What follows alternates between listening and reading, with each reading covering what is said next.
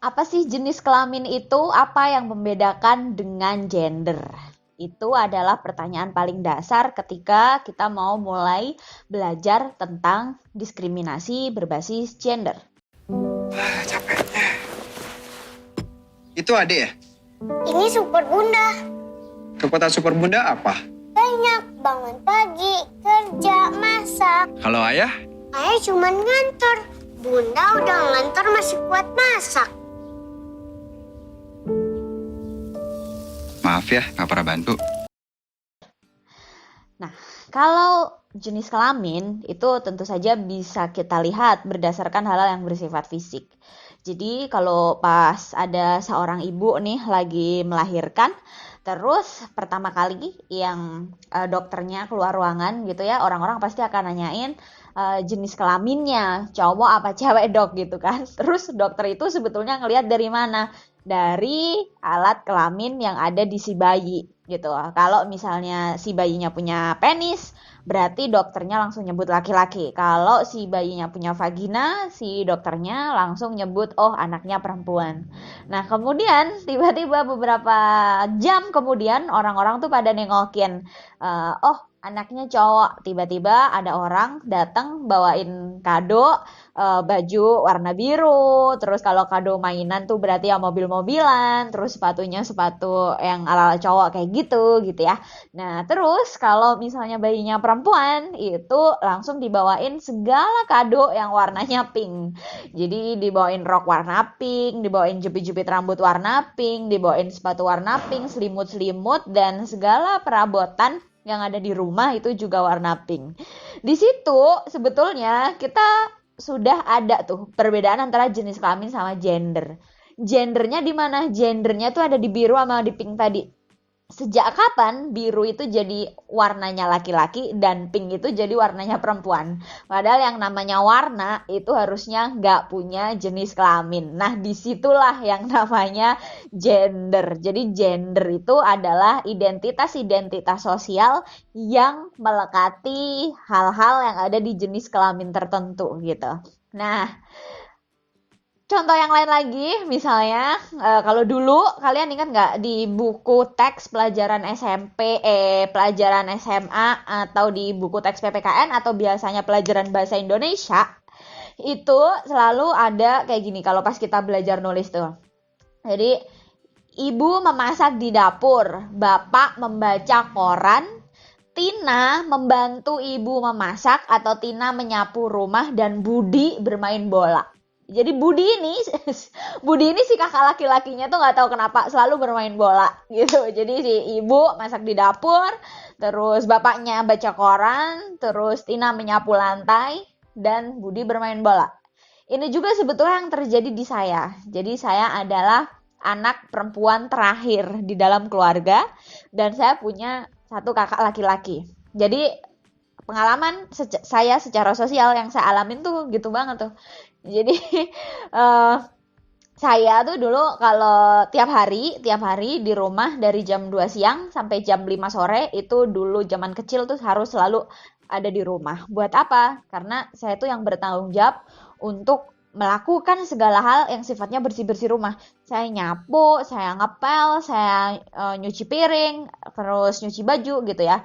Kakak saya kemana? Kakak saya sebagai Budi yang bermain bola. Dia nggak tahu kemana gitu. Pokoknya urusan ngebersihin rumah itu adalah urusan adik perempuan. Demikian juga kalau biasanya pas kesel banget tuh kalau hari Minggu. Jadi hari Minggu itu kan aku maupun kakakku itu kan sama-sama tuh nonton film kartun minggu gitu di televisi zaman dulu.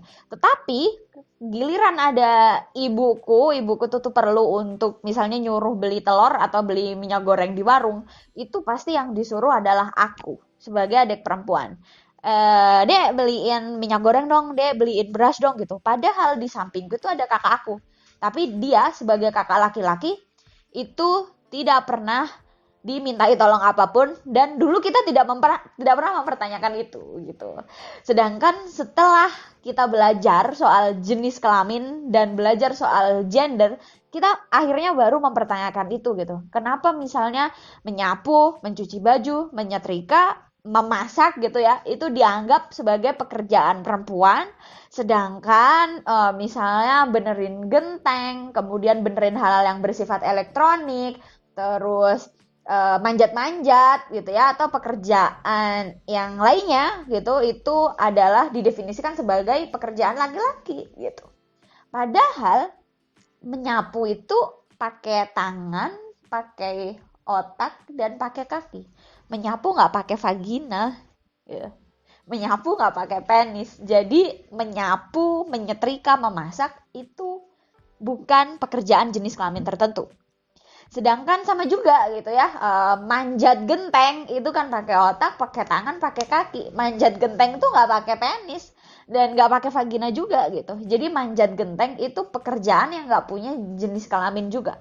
Tapi di dalam masyarakat, pekerjaan-pekerjaan itu tiba-tiba punya jenis kelamin. Pekerjaan itu tiba-tiba punya jenis gender tertentu gitu secara sosial. Nah, itulah bedanya jenis kelamin. Tadi jenis kelamin itu adalah hal-hal yang sifatnya biologis gitu ya. Jadi hormon, kemudian identitas fisik, alat kelamin gitu. Kalau perempuan itu punya payudara, punya rahim, punya vagina, ya itu jenis kelamin gitu. Tapi kalau gender itu adalah sifat-sifat sosial aja sebetulnya. Jadi misalnya sejak kecil pernah dengar nggak sih kalau perempuan itu pasti dia banyak larangan, sedangkan laki-laki itu dibikin banyak keharusan gitu. Jadi sejak kecil laki-laki dididik untuk selalu harus, kamu tuh laki-laki, kamu harus bisa ini itu ini itu. Kamu laki-laki, kamu kelak akan jadi pemimpin gitu ya. Kamu harus A, B, C dan kamu nggak boleh gagal. Di sisi lain, anak perempuan itu dididik dengan banyak larangan. Kamu anak perempuan, jangan manjat, jangan main air, jangan main jauh-jauh, jangan pulang malam, jangan megang barang-barang tertentu. Itu bahaya buat anak perempuan gitu ya. Jadi ternyata anak laki-laki dan anak perempuan itu dididik dengan cara yang berbeda.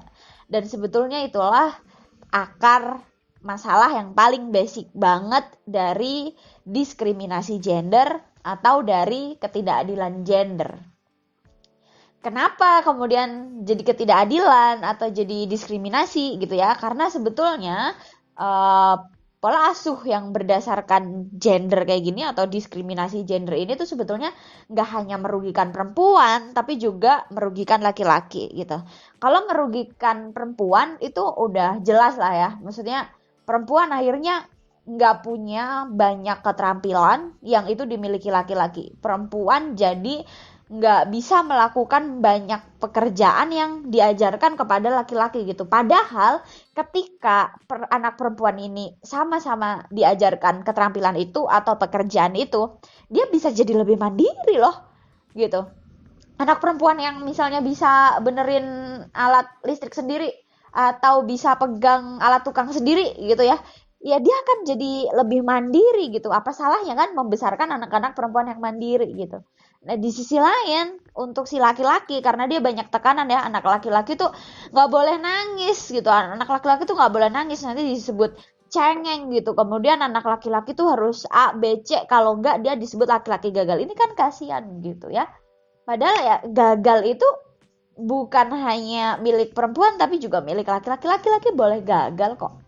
Laki-laki boleh nangis, laki-laki boleh ngeluh, laki-laki boleh curhat gitu. Jadi identitas gender tertentu atau ekspresi gender tertentu yang itu hanya dibebankan kepada perempuan maupun kepada laki-laki. Nah, itulah yang sebetulnya merugikan gitu. Misalnya, ada anak perempuan yang dia bercita-cita jadi atlet, misalnya dia senang banget gitu sebetulnya lari, lompat-lompat gitu ya, apa nih olahraga-olahraga tertentu lah yang sifatnya maskulin gitu ya.